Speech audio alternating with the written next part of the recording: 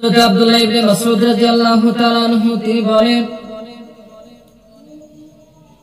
সূরাতুম বনী ইসরাঈল, সূরা কাহাফ এবং সূরা মারইয়াম, এই সূরাগুলো কোরআনুল কারীমের আউয়াল পজিশনের সূরা।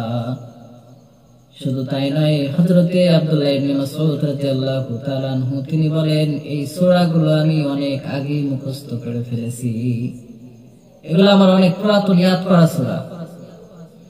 তো এই যে সূরাটা রয়েছে, তো এইগুলো সূরা পড়ার আমাদের দরকার আছে না নেই?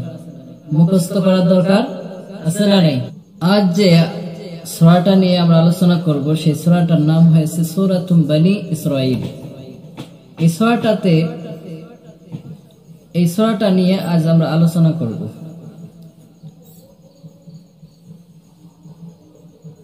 এই সূরাটার নাম সূরা বনী ইসরাঈল। এই সূরাটা অবতীর্ণ হয় মক্কায়।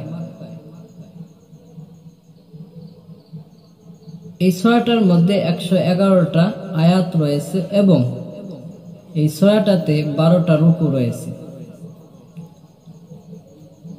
এই যে সূরা বনী ইসরাঈল, সূরা বনী ইসরাঈলের নাম, এই সূরাটার নাম সূরা বনী ইসরাঈল কিসের জন্য রাখা হলো?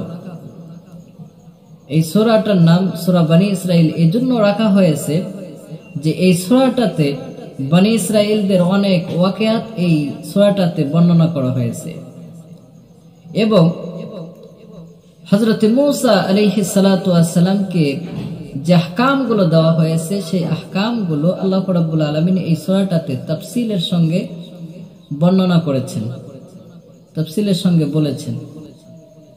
এই সূরাটার সম্পর্কে হযরত আব্দুল্লাহ ইবনে মাসউদ রাদিয়াল্লাহু তাআলা আনহু তিনি বলেন, হযরত আব্দুল্লাহ ইবনে মাসউদ রাদিয়াল্লাহু তাআলা আনহু তিনি বলেন, সূরাতুম বনী ইসরাঈল, সূরা কাহাফ এবং সূরা মারইয়াম, এই সূরাগুলো কোরআনুল কারীমের আউয়াল পজিশনের সূরা। শুধু তাই নয়, হযরতে আব্দুল্লাহ ইবনে মাসউদ রাদিয়াল্লাহু তাআলা আনহু তিনি বলেন, এই সূরাগুলো আমি অনেক আগে মুখস্থ করে ফেলেছি, এগুলো আমার অনেক পুরাতন ইয়াদ করা সূরা। তো এই যে সূরাটা রয়েছে, তো এইগুলো সূরা পড়ার আমাদের দরকার আছে না নেই? মুখস্থ করার দরকার আছে না নেই? সূরা মারইয়াম, সূরা কাহাফ, আবার সূরাতুল মুলক, সূরা ইয়াসিন, এগুলো সূরা পড়া আমাদের দরকার আছে না নেই? অবশ্যই আমরা পড়ব। সূরাতুল মুলক যদি আপনি পড়েন, অবশ্যই আল্লাহ রাব্বুল আলামিনের নবী বিশ্বনবী সাল্লাল্লাহু আলাইহি ওয়াসাল্লাম তিনি হাদিসে বলেছেন, তিনি বলেছেন, এই সূরাটা যে তেলাওয়াত করবে, সূরাতুল মুলক যে তেলাওয়াত করবে, তার কবরে আর কোনোদিন আযাব হবে না। এই সূরাতুল মুলক যদি কেউ তেলাওয়াত করে, তো তার কবরে আযাব হবে না। বিশ্বনবী বলেন, ইন্না হাযিহি সূরাতুন মানিয়াতুম মিন আযাবিল কবর। বিশ্বনবী বলেন, এই সূরাটা যে তেলাওয়াত করবে, এই তেলাওয়াতকারীর কবরে আর কোনোদিন আযাব হতে দেবে না। এই সূরাটা কবরের আযাব থেকে বাঁচিয়ে দেয়। আবার বিশ্বনবী সাল্লাল্লাহু আলাইহি ওয়াসাল্লাম এই সূরা সম্পর্কে বলেন, খাসামাত আন সাহিবিহা, এই সূরাটা কাল কিয়ামতের দিন তেলাওয়াতকারীর পক্ষ নিয়ে কাল কিয়ামতের দিন আল্লাহ রাব্বুল আলামিনের সাথে ঝগড়া করবে। তো এই আল কোরআনুল কারীম, এই সূরাতুল মুলক যদি কারো পক্ষে সাক্ষী দেয়, তো আল্লাহ রাব্বুল আলামিন তাদেরকে জান্নাত দিবে কিনা? দিবে কিনা? এই সূরাতুল মুলক যদি আপনি পড়েন, আপনার জন্য কাল কিয়ামতের দিন আল্লাহ রাব্বুল আলামিনের সঙ্গে ঝগড়া করবে। এই সূরাটা কতক্ষণ পর্যন্ত ঝগড়া করবে? হাত্তা আদখালাহুল্লাহুল জান্নাহ, যতক্ষণ পর্যন্ত আল্লাহ রাব্বুল আলামিন ওই বান্দাকে জান্নাতে না দেবে, ততক্ষণ পর্যন্ত ঝগড়া করতেই থাকবে। তো এইগুলো সূরা পড়ার আমাদের দরকার আছে না নেই? অবশ্যই আমাদেরকে পড়তে হবে।